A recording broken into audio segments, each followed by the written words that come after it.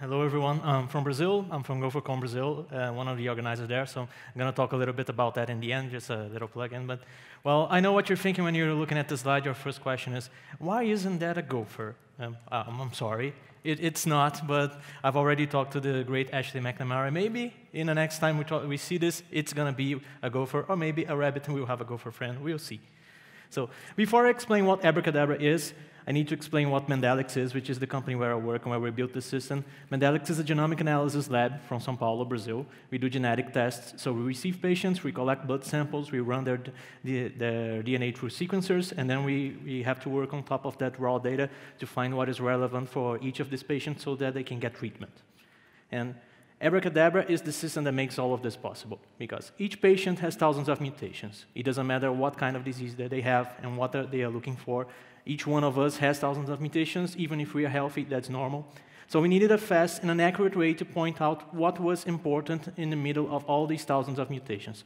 So Abracadabra was built in Go using random forests to solve that problem. It started with our CEO, neurologist, started programming by himself. He says nowadays that if he would come back in time, he wouldn't be a doctor anymore. He would be a programmer or engineer or something like that. So he tries to do it as his hobby, and he chose Go almost as an accident. He loves everything Google does, so when Go came out, he said, oh, let's try this out, let's see if I like it, so he did. And he built a prototype despite his lack of experience, and it worked. But it worked in a way that wasn't really that good. So the first time he called us in to show what he built, that was what he had on the screen for us, and it was kind of a shock, but it still did work. So he passed that on to us, so to the real team of developers, so we had to start learning Go. No one on the team had used it before. We didn't know anything about the language, but we started using the Golang tour, all the documentation that you can find on the website, and in just a few weeks, all of us were doing Go, and we were understanding how the program worked and what we needed to do. So the Go documentation that exists on the Golang.org website was pretty much all we needed to get started and to grow. But it wasn't that simple. So we came off with our bad habits from other languages, so we started doing things like, as if we were writing Python or C# or something like that, and that doesn't work really well. So that's not only a Go thing. So if you're going into a new environment, a new framework, you gotta think about it in its own way. So that's one of the things that was a problem for us. And we also had problems with performance right as we started. So we had to load the whole genome in memory. So there is the Human Genome Project. You probably heard about it a few years ago. And we kind of load the result of that project inside our program because we need to check every mutation against the reference genome to know whether it's relevant or not, and a lot of things. So just loading that takes up 3 gigabytes of memory. That's not a lot, but if you're running Chrome with it, you already start to get problems in your laptop. It's got to blow a little bit of smoke, maybe. So on the beginning, we had to start doing profiling to understand in which points of the program we were having issues and what we could do to improve our situation. So moving forward, we solved that problem using pretty much only pprof and the standard library. We started loading the genome in other ways. We started seeking into those files instead of putting it all into memory. And the language quickly started being an issue. We learned how Go worked, and in less than a month, we could focus on our real problem, which was how to solve bioinformatics problems, genetics, how to apply machine learning to our situation.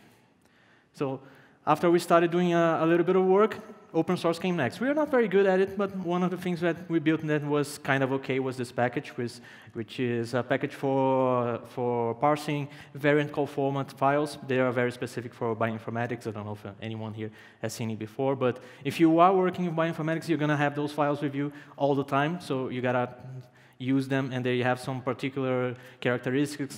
Some of the mutations are packed together, and you got to separate them. So we built an entire package for that, and it's open source.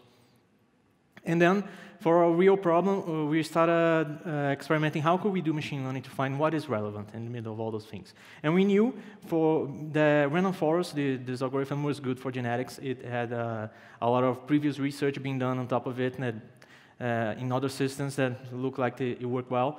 And for our luck, there was a library in Go called Cloud Forest, built by Ryan Bressler, which had already existed back then, 3 years ago. I think he maybe had started it 4 years ago, something like that.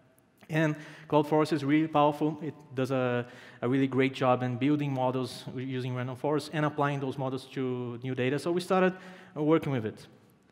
And like I said, it's powerful, and it's powerful much because it has a lot of options. And we weren't that experienced in machine learning of random forest, so how do we do it? Trial and error. We tried pretty much everything he could do, and everything with everything else, and some of the things we tried probably didn't make sense, but in the end, we could build a model, and it worked, and we were very happy.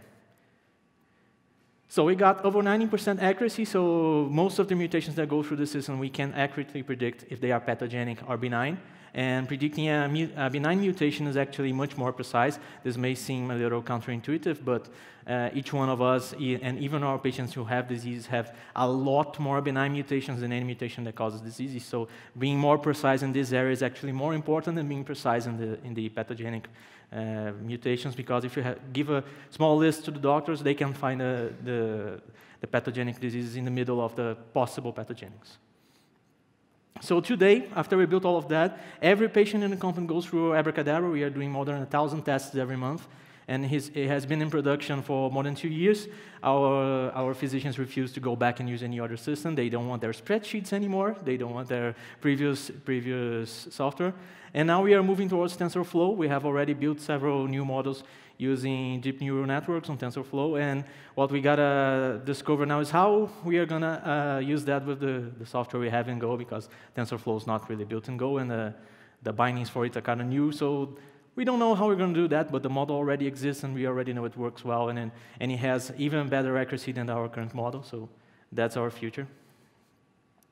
And this is what the system looks like from the point of view of our users today. There's a lot of words in Portuguese over there intermingled with English, but you kind of get the idea that this is a relevant mutation. We show our doctors where it happened, what gene was related to it, a little bit of an interpretation, and where all the machine learning comes in is in that column right beside the pathogenic, which is in Portuguese, but it means prediction, and in this case, our machine learning libraries, so our machine learning code said that this is a deleterious mutation, it's a pathogenic mutation, so it's relevant. Use a few other data together with it to come to a final result, and then our doctors can work on top of it. So what Go made possible in all those, it was really simple for a physician to start, who had no background in professional programming, but it was also powerful enough to do machine learning in production, and to get a team of developers who had years of experience in other languages to understand it, and in a few weeks and months, start using it, be productive, and understand it really well. Most of our problems were solved using only the standard library. We reached out to very few packages from outside the standard library, and all of that was built in Brazil. And with that, I plug into GopherCon Brazil. Like I said in the beginning, I'm one of the organizers. Our CFP is already open in the platform that Mark Bates runs, Paper Call. So please come to Brazil. In November, our conference is going for the 2nd year, and I hope to see you all there. And that's it. Thank you.